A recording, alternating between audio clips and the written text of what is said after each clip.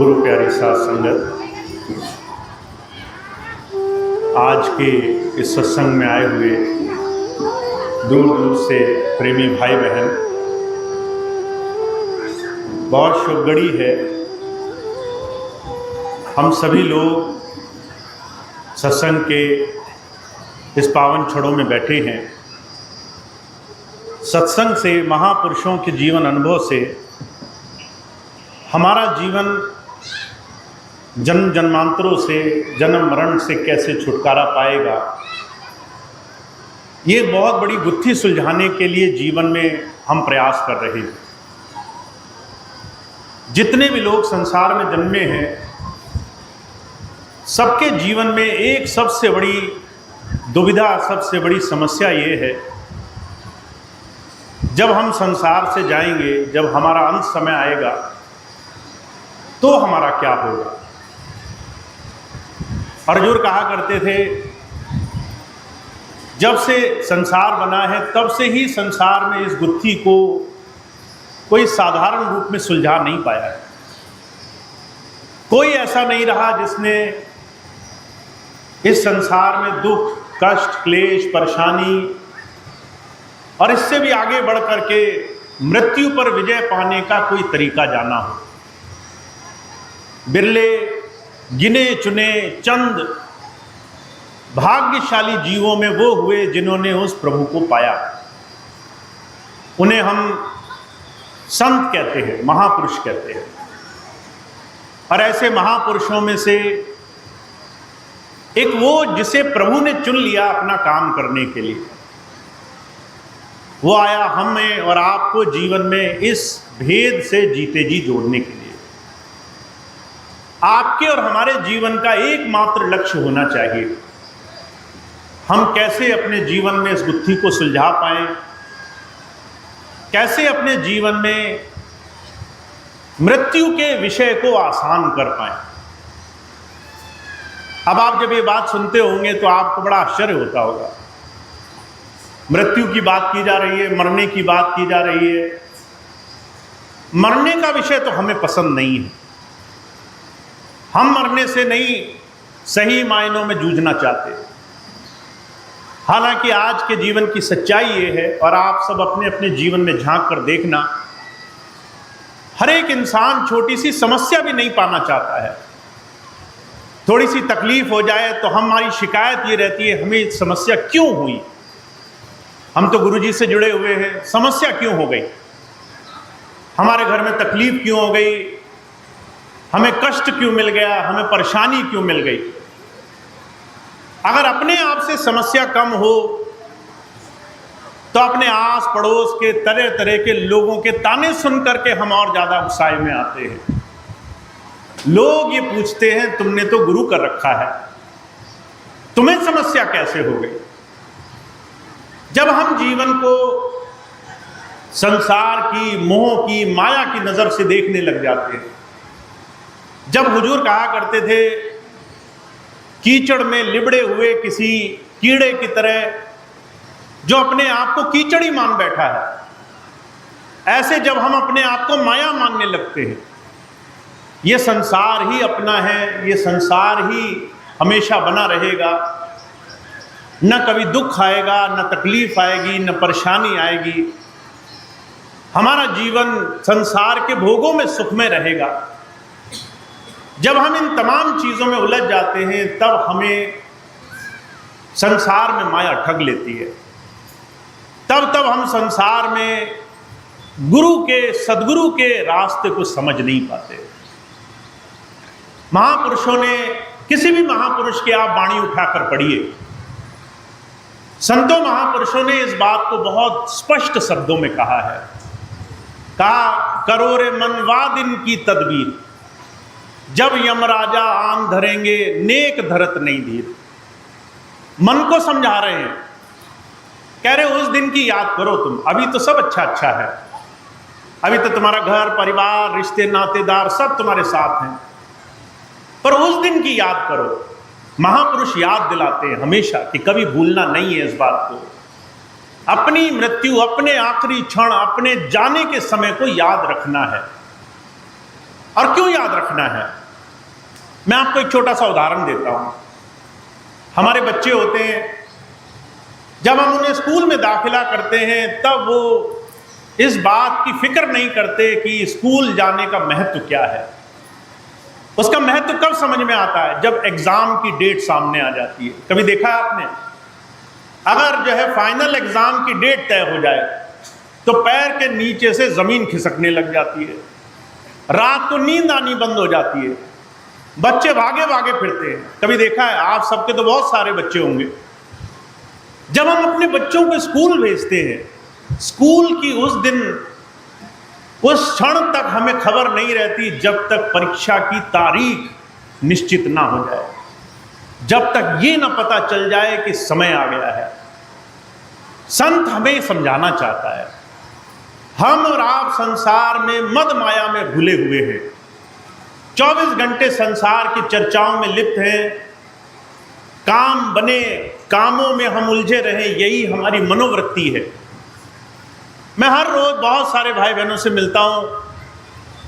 आश्चर्य यह है कि 100 में से 99 लोग भजन सिमरन की बात नहीं करते। किसी को भजन सिमरन से मतलब भी नहीं है, किसी इस बात से मतलब भी नहीं है कि नाम कमाया कि नहीं कमाया, हमारे सौदे बने कि नहीं बने, इस बात की चिंता में लोग लगे हैं। कबीर साहब चेतावनी दे रहे हैं, कहते हैं ये जो तुम्हारा मन है ये तुम्हें ठगेगा, हर रोज तुम्हें बार बार माया की तरफ ले जाएगा, तुम्हें यह भूलने की तरफ जोर लगाएगा कि तुम संसार को हमेशा मानो, पर यह मन तुम्हारा नहीं है। कबीर साहब चेतावनी दे रहे हैं, कहा इस मन को ध्यान रखना, ये मन तुम्हारा अपना नहीं है। कहा मन लोभी, मन लालची, मन चंचल, मन चोर, मन के चले मत चालिए, मन पलक पलक कछुआ। अगर गुरु जी के पास आ गए तो सबसे पहले क्या करो, ये देखो तुम मन की बात तो नहीं मान रहे, अभी भी मन के कहे से तो नहीं चल रहे। और मैं आपको एक छोटा सा उदाहरण देता हूं। आप दुनिया के किसी भी सत्संगी से पूछना कि आओ भजन कर लेते हैं, तो क्या कहेगा? मन नहीं मानता है, मन नहीं करता है। उससे कहो चलो सेवा में चल लेते, मन नहीं करता है। उससे कहो चलो थोड़ी देर बैठ करके गुरु चर्चा कर लेते, समय नहीं है, फुर्सत नहीं है, मन नहीं करता है। हमारा मन जो कहता है हम वही करते हैं। अगर हमारा मन कह दे भजन नहीं करना चाहिए तो हम एक बार में उसकी बात मान जाते हैं। अगर हमारा मन कह दे कि सत्संग में मत जाओ, शुभ कर्म मत करो, किसी को अपने साथ जोड़ करके चलने के लिए प्रयास मत करो, भाईचारा मत बनाओ, भेदभाव, ऊंच नीच, जात पात न छोड़ो, अगर हमारा मन राजी नहीं होगा तो हम संसार में कुछ भी करने को राजी नहीं होंगे। इसलिए हमारे स्वामी जी महाराज एक बात कहा करते थे, गुरु तुम्हें मिला जरूर है, पर गुरु तुम्हारा स्वामी तब बनेगा जब तुम मन की माननी छोड़ दोगे, जब तुम मन के कहे नहीं चलोगे, जब मन के हिसाब से नहीं चलोगे। अब मन के हिसाब से नहीं चलने का सिर्फ व्यवहारिक रूप में एक तरीका है। अगर मैं आपसे कहूं कि आप मन की मानते हैं तो आप कह देंगे भैया जी हम तो सिर्फ गुरु जी की मानते हैं। पर आपको हकीकत कैसे पता चलेगी? जब आप एकांत में बैठे होगे, जब आपको कोई नहीं देख रहा होगा, जब कोई दिखावा करने की जरूरत नहीं रहेगी, जब पता है हम अपने आप से तो ईमानदार हैं, हम कहाँ छुप के चले जाएंगे, तब आप इस मन की तरफ झांकना और आप देखना ये मन आपको हर रोज गुरु जी से दूर ले जा रहा है। कभी चिंताओं में, कभी काम में, कभी भौतिकता में, कभी विषय विवाद में, कभी दुनिया की चीज़ों में। जब तक ये रहेगा काल, माया, विषय, भोग हमें और आपको ठगते रहेंगे। इसलिए मैं हमेशा एक बात कहता हूं, गुरु की लगन, गुरु जी से जुड़ना ये हमेशा बहुत संजीदा विषय है, बहुत गंभीर विषय है। हम गुरु से शरीर रूप में जुड़े हैं, मन से अभी भी हम गुरु से भाग रहे हैं, गुरु की बात मानने से भाग रहे हैं, गुरु के बताए तरीके से इस मन को हराने से जो हमारे जीवन में प्रयास करने, उन प्रयासों से भाग रहे हैं। इसलिए हमें बहुत प्रयास करना है हम अपने जीवन में गुरु को अपने जीवन का आधार बना सके। और ये हम और आप कैसे करेंगे? गुरु की बात पर चल के, गुरु की बात पे जीवन में आचरण करके। महाराज जी एक सुंदर उदाहरण दिया करते थे। महाभारत काल का जिक्र है। गुरु द्रोणाचार्य थे, कौरव और पांडव दोनों जाया करते थे सीखने के लिए। तब पढ़ाई ऐसी नहीं होती थी जैसे हमारे यहाँ होती है, मोटी मोटी किताबें रटते रहो। व्यवहारिक ज्ञान सिखाया जाता था। व्यवहारिक ज्ञान भी इस आधार पर कि आप उस चीज को जीवन में ले आओ। एक दिन गुरु द्रोणाचार्य कहने लगे, हर एक इंसान को सच बोलना चाहिए। अब सबने ये बात सुनी। युधिष्ठिर ने इस बात को अपनाया। उसने इस बात को जीने के लिए अपना दिन रात एक कर दिया। हर रोज अपनी जांच करता था कि मैं सच बोलता हूं या अभी भी झूठ बोलता हूं। और जब भी मुंह से झूठ निकलता था तो वो कहता था कि अभी मैंने गुरुजी की बात पर चलना शुरू नहीं किया। वो लगा रहा, डटा रहा तब तक जब तक उसने झूठ छोड़ नहीं दिया। हर एक बहाना नहीं त्याग दिया कि झूठ बोलना क्यों जरूरी है। और जब उसने समझ लिया कि आज के बाद मैं किसी भी कारण से झूठ नहीं बोलूंगा, तब उसने गुरुजी की बात को, अपने गुरु के वचन को तब स्वीकार करना माना। आज के इस कलयुग में गुरु के वचनों पर चलना ठीक इसी तरीके से है। आपको संकल्प लेना पड़ेगा, आपको व्रत लेना पड़ेगा। जब आप गुरु के चरणों में आ जाओ तो सबसे पहले आपको समझना पड़ेगा आप गुरु के पास क्यों गए। और मैं हमेशा एक बात कहता हूं, हम जब निजी तौर पर गुरु जी के पास जाएं तो पहले ये निश्चय कर लें कि हम संसार को मांगने गए या गुरु को मांगने गए। अगर आप गुरु जी के पास गए और बार बार आपने कहा मेरे घर के काम बन जाएं, मेरे काम काज, मुकदमे, दुनियादारी, लेन देन, अच्छा बुरा, ये सारा काम बनता रहे, पर आपने गुरु जी से एक बार भी गुरु को नहीं मांगा, एक बार भी प्रार्थना नहीं करी कि हे गुरु तुम मेरे अंदर वास करो, तो समझ लेना कि अभी भी हम गुरु जी से गुरु को नहीं मांग रहे। मैं हुजूर कृपाल सिंह जी महाराज के जीवन की घटना सुनाता हूं आपको। एक बार बाबा सावन सिंह जी महाराज सत्संग दौरे पर निकले। गांव गांव सत्संग करते जाते थे। कोई प्रेमी कहता था महाराज जी मेरे गांव सत्संग कर दो, तो महाराज जी उसके गांव भी सत्संग लगा देते थे। ऐसे ही गांव में सत्संग करते करते हुजूर कृपाल सिंह जी महाराज के गांव में पहुंचे। महाराज जी ने बड़े प्रेम से सेवा करी, सत्संग किया। पूरा दिन कब निकल गया पता नहीं चला। संगत की सेवा, सत्संगियों के प्रेम भाव से सेवा करते करते सत्संग का सारा दिन ही निकल गया। महाराज जी के दर्शन करने का मौका ही नहीं लगा। इतनी देर में महाराज जी के चलने का समय भी हो गया।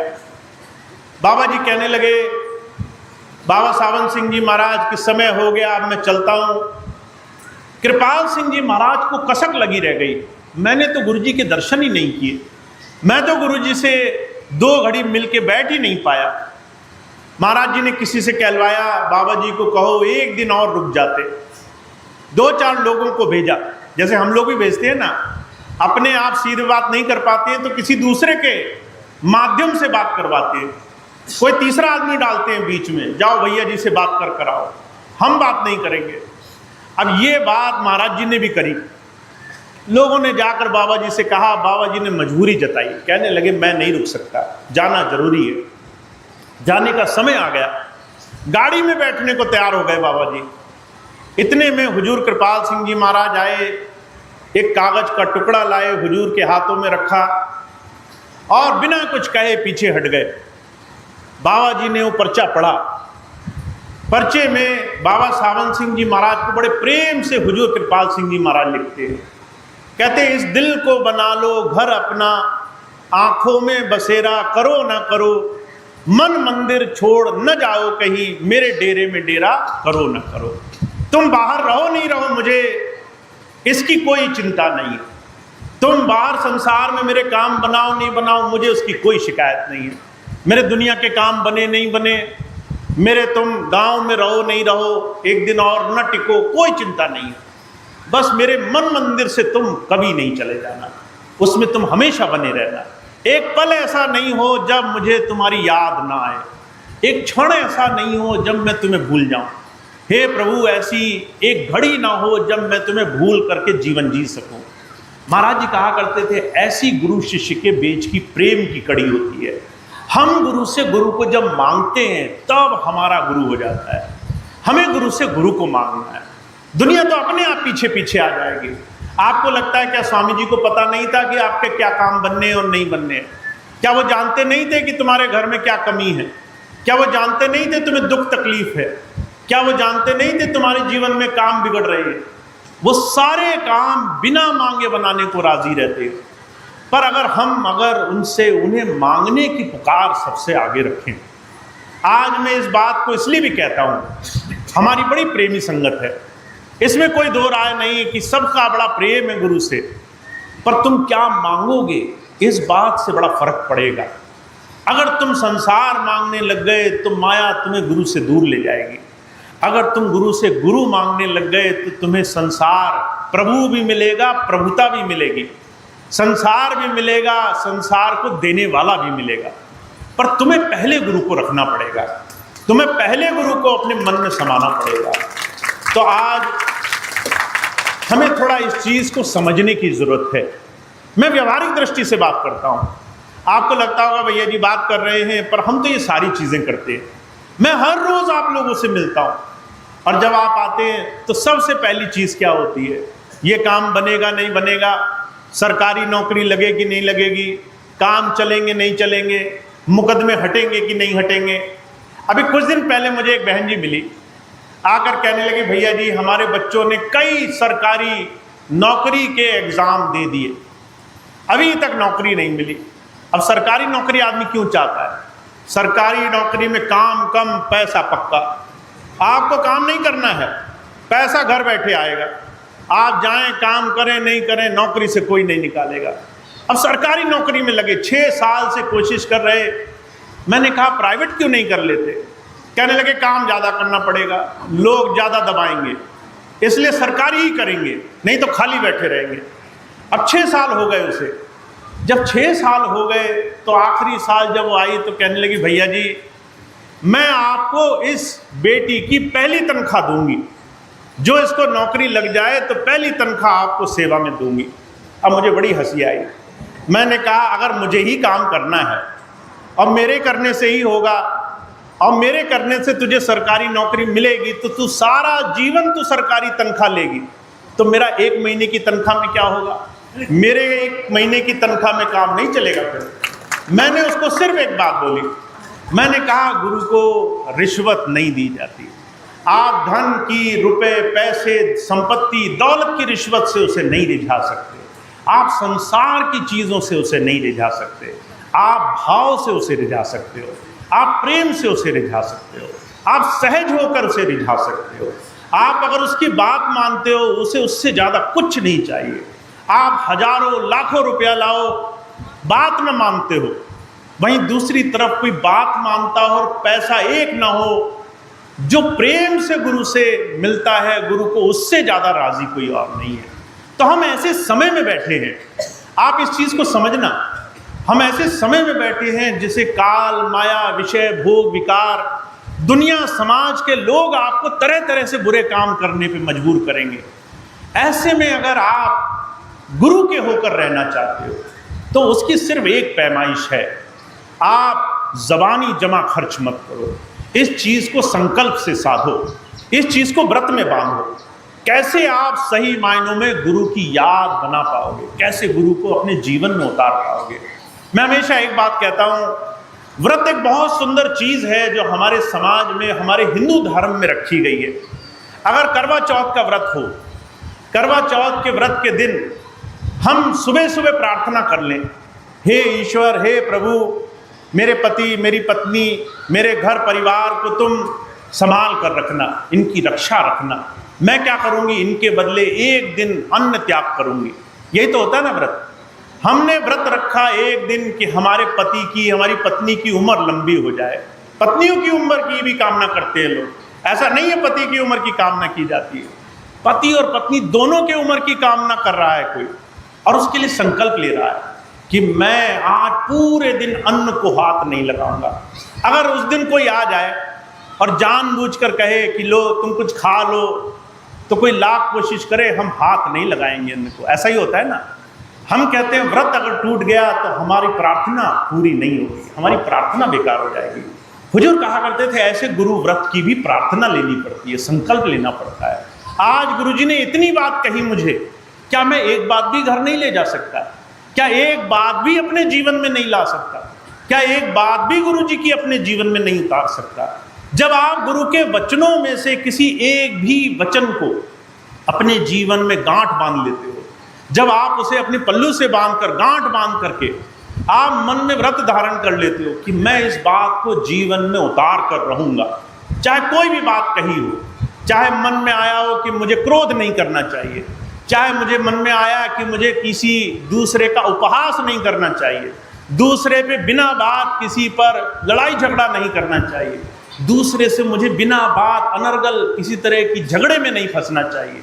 जब तक आप मन में संकल्प नहीं साधोगे, गुरु पथ, गुरु का मार्ग सजग नहीं होगा। जिस रास्ते पर गुरु आपको ले जाना चाहता है ना, उस रास्ते पर चलने की शुरुआत नहीं हो पाएगी। हम सिर्फ जवानी जमा खर्च में रह जाएंगे। तो मैं आपसे एक चीज़ का बड़ा विनम्र अनुरोध करता हूँ। मैं हमेशा एक बात कहता हूँ, आपको गुरु से प्रेम है ये बात अलग है, पर गुरु उस दिन आपके लिए पूरी तरह से सजग हो जाता है जिस दिन उसकी बात मानने के लिए आप जीवन जीने लग जाते हो। मन में एक ही वचन रहता है, एक ही धारा रहती है, मुझे गुरुजी की बात माननी है, मुझे उनके कहे हुए वचनों पर चलना है। तो आपको कोई भी बात अच्छी लगे, आप उस बात को जीवन का आधार बनाओ। और मैं आपको छोटी छोटी चीज़ें, कई ऐसी चीज़ें बताता हूँ। अभी कुछ दिन पहले एक सत्संग का कार्यक्रम हुआ, बहुत सारे भाई बहन आए, ज़बरदस्ती पैर छूने लगे। मैंने उनसे कहा, भाई मैं नहीं चाहता तुम मेरे पैर छू, मैं चाहता हूँ तुम मेरी बात मानो। तुम मेरी बात मान करके अगर जीवन जिए, मुझे बहुत खुशी होगी। तुम मेरे पैर छू करके, 1000 तुमने पैर छुए, तुम्हें हो सकता है कुछ भी ना मिले, तुम्हारा मन रह जाए पर तुम्हें कुछ ना मिले, तुम मेरी बात ना मानो। तो सामने भाई कहने लगे, नहीं भैया जी छुआ लीजिए। दूसरे भाई जिद करने लगे, नहीं भैया जी क्या हो जाएगा, करने लीजिए। जब हम गुरु की बात के आगे अपनी बात रख देते हैं छोटी छोटी चीज़ों में, क्या हमारी चल जाए गुरुजी की ना चले, हमारी बात मानी जाए गुरुजी की ना मानी जाए, कोई ज़रूरत नहीं है ऐसे किसी कर्म कांड में फंसने की। गुरु आपको हर एक कर्म कांड से बचाना चाहता है। ना पैर छूने की आवश्यकता, ना गुरुजी को किसी तरीके से बाहरी तरीके से कोई काम करने की आवश्यकता। वो चाहता है तुम अपना मन अर्पण करो। जब तुम्हारा मन कहे कि मैं बुरे काम में लग जाऊं, गलत काम में लग जाऊं, और तुम्हें गुरु की बात याद आ जाए कि स्वामी जी, भैया जी नहीं चाहते ये काम किया जाए, तुम मन पर पत्थर रख लो। चाहे 1000 कोई कुछ कहे, तुम कहो ये बात मैं नहीं कर सकता, इस बात की इजाज़त नहीं है मुझे, इस बात का वचन दिया है मैंने, इस बात का व्रत धारण किया है मैंने। तो आप देखोगे गुरु आपके मन में समा जाता है। उस दिन वो आपके हृदय में बैठ जाता है। उस दिन वो आपको खुली आंखों दिखने लग जाता है। उस दिन आप कुछ भी नहीं करोगे तो भी आपके सारे काम बनेंगे, पर उससे पहले आपके काम नहीं बनेंगे। उससे पहले आप गुरुजी से कुछ भी राजी नहीं हो सकते हो। तो हमारे लिए भक्ति बहुत सहज मार्ग है। महापुरुषों के वचनों में ढल जाना, महापुरुषों के वचनों में पूरी तरह से अपने आप को जोड़ देना। अब इससे आसान मैं आपको कुछ नहीं बता सकता। लोग बड़ी बड़ी साधनाएं कराते हैं, लोग बड़े बड़े जतन कराते हैं, बड़े बड़े जप तप नियम संयम कराते हैं। मैं आपसे सिर्फ एक चीज़ चाहता हूँ, आप मन पर गुरु की बात को हावी रखो। मन कहे गलत काम करो, गुरु की बात याद आ जाए, आप गुरु की बात को मान रखो। आप कहो गुरुजी ने कहा, इसके आगे मन की नहीं चलेगी, मन की कोई बात नहीं होगी, तब आप जीवन में सही मायनों में गुरु से जुड़ जाओगे। तो आज के समय में बहुत ज़रूरी है, आपको शायद इस चीज़ की कल्पना भी नहीं होगी। मैं हर रोज़ बहुत सारे भाई बहनों को देखता हूँ और हर रोज़ मुझे महसूस होता है इसे अभी बहुत कुछ सीखना बाकी है, इसे अभी बहुत कुछ पाना बाकी है, इसे अभी बहुत मेहनत करनी बाकी है। ये अभी भी ये सोच रहा है कि मैं आया, पैर छुए, बाहरी कर्म कांड किए, मेरा काम बन गया। और मैं देखता हूँ ये एक बात गुरुजी की बात मानने की बात आए तो ये उसको टस से मस कर देगा, इधर से उधर कर देगा। इसे बहुत कुछ सीखना बाकी है। तो आप अभी इस सत्संग से जुड़कर कुछ पाना चाहते हैं, अपने जीवन को संवारना चाहते हैं, इस प्रयास में, इस सच्चे अभियोग में लगे रहो जब तक मन पूरी तरह गुरु जी को समर्पित ना हो जाए, जब तक मन पूरी तरह गुरु की बात ना मानने लगे। सुबह से लेकर शाम तक ध्यान रखो अपने आप पर। महाराज जी कहा करते थे, संतों ने, महापुरुषों ने, जिनको भी हम देखते हैं, स्वामी जी महाराज हुए, हुजूर कृपाल सिंह जी महाराज, बाबा सावंत सिंह जी महाराज और आए हुए संत महापुरुष, देखो उन्होंने कितना त्याग करके अपने जीवन में काम किया है। उन्होंने अपने जीवन को संयमित किया है, उन्होंने अपने आप को ढाला है, अपने आप को संवारा है, नित्य प्रतिदिन ऐसा बनाया है जिसमें हम गुरु के होकर रह सके। तो यही हमारे और आपके सामने मार्ग है। आप कभी भी ये मत सोचना कि मैं पूरा हो गया, आप सोचना मैं गुरु जी के चरणों में आया हूँ, अभी बहुत कुछ सीखना है, और सीखने के लिए मैं तभी कुछ पा सकूंगा जब गुरु की बात जीवन में ले आऊँगा। तो आपको और हमको सबसे पहले एक चीज़ को मानना है, हमारा जो सामाजिक जीवन है, बाहरी जीवन, हमारे स्वभाव से, हमारी वाणी से और हमारे कर्म से परखा जाएगा। आप क्या करते हो, क्या बोलते हो, क्या सोचते हो। आप अगर ये तीनों चीज़ें अपने आप में सोचो कि हाँ मैं ठीक करने लग गया, तो समझ लेना गुरु जी के कुछ नज़दीक आ गया। अगर आपको लगे कि मैं अभी वो तीनों चीज़ों पर संयम नहीं रख रहा हूँ, तो अभी समझ लेना गुरु जी आपसे जो कराना चाहते हैं वो करने के लिए हमें प्रयास करना पड़ेगा, जतन करना पड़ेगा। तो आप और हम बहुत भाग्यशाली हैं। जीवन में हमें स्वामी जी, जीते जी बहुत कुछ देना चाहते हैं, पर वो मिलेगा तब जब आप पूरी तरह तैयार हो जाओगे, जब पूरी तरह से गुरु को गुरु से मांगोगे, गुरु से गुरु का प्रेम, गुरु से गुरु का दर्शन मांगोगे, गुरु को पा लेना चाहोगे और उसके लिए उसकी बात को सबसे ऊपर रखोगे। तो आप और हम बहुत भाग्यशाली हैं। हमें थोड़ा सा अपने जीवन को अभ्यास से जोड़ना है और एक छोटा सा काम ज़रूर करो। 24 घंटे में थोड़ा सा समय ज़रूर निकालो, जब आंखें बंद करो और आंखें बंद करके उस थोड़ी देर के लिए अपने स्वामी जी को दे दो। वो समय अपने गुरु को समर्पित करो, उसमें प्रार्थना करो, उसमें वो पूरा दिन गुरु जी को समर्पित करो। वहाँ पर बेईमानी मत करो, वहाँ पर घर, दुनियादारी, संसार, विषय भोगों की चीज़ें मत मांगो। अगर 5 मिनट दिए तो वो 5 मिनट मेरे गुरु के होने चाहिए। उस 5 मिनट में गुरु से प्रार्थना करना, हे गुरु मेरा आज का पूरा दिन तुझे समर्पित है। अगर मेरे जीवन में सुख आएंगे तो मैं तेरी कृपा मानूंगा। अगर मेरे दिन में कोई भी तकलीफ आई, मुझे चोट लगी, परेशानी हुई, निंदा चुगली हुई, कोई मुझे गाली सुना गया, मैं मानूंगा तू मुझे कुछ सिखाना चाहता है, तू मुझे कुछ बनाना चाहता है, तू मुझे किसी सही दिशा में लेना चाहता है। ना मैं अच्छे से खुश हो जाऊंगा, ना मैं बुरे से दुखी हो जाऊंगा, मैं दोनों तेरी कृपा मानूंगा। हे गुरु मुझे इतनी शक्ति देना। अगर आप ऐसे दिन की शुरुआत करो ना, तो आप यकीन नहीं मानोगे, आपके दिन की सारी चीज़ों की चिंता गुरु जी की हो जाती है। आपके दिन के सारे काम गुरु की कृपा से बनते हैं। तो ऐसी प्रार्थना करनी शुरू करो। हर रोज़ दिन की शुरुआत होनी चाहिए स्वामी जी के नाम से, गुरु के नाम से। आप सुबह उठो, 5 मिनट, 10 मिनट, 20 मिनट, जितना हो सके गुरु की प्रार्थना में लगाओ। उसके बाद पूरा दिन संसार के काम करो। आपके सारे कामों के अच्छे और बुरे की जिम्मेदारी गुरु महाराज की है। अब आज हमें सिर्फ इस चीज़ का संकल्प लेना है कि हम कैसे इस चीज़ को करेंगे। मैं एक चीज़ और, आखिरी चीज़ आपको बता दूं। आप सत्संग में आए, स्वामी शिवदयाल सिंह जी महाराज ने एक बात कही है, करोरी कोई सत्संग आज बनाए। सत्संग में आ तो गए आप, अब सत्संग से ले क्या जाओगे ये आपके ऊपर है। आप आए तो आपने सत्संग सुन लिया, अब यहाँ से वापस जाओ तो खाली हाथ मत जाना, कुछ लेकर जाना। एक छोटी सी गांठ बांध कर ले जाना, उसमें से कोई एक चीज़ ऐसी ले जाना जो संकल्प कर लेना कि ये एक चीज़ तो मुझे माननी है, चाहे मेरा कुछ भी हो जाए, ये इस एक चीज़ से टस से मस मैं नहीं होगा। सत्संग में आप आए, बहुत अच्छा किया। अब सत्संग से क्या ले जाओगे इसका ध्यान रखना। अगर आप कोई एक चीज़ ले गए जिस पर आपने पूरा महीना काम किया, तो आप देखेंगे आपके हृदय में गुरु का वास होगा। आपके घर में, आपके हर एक काम में गुरु की कृपा आपको दिखाई देगी।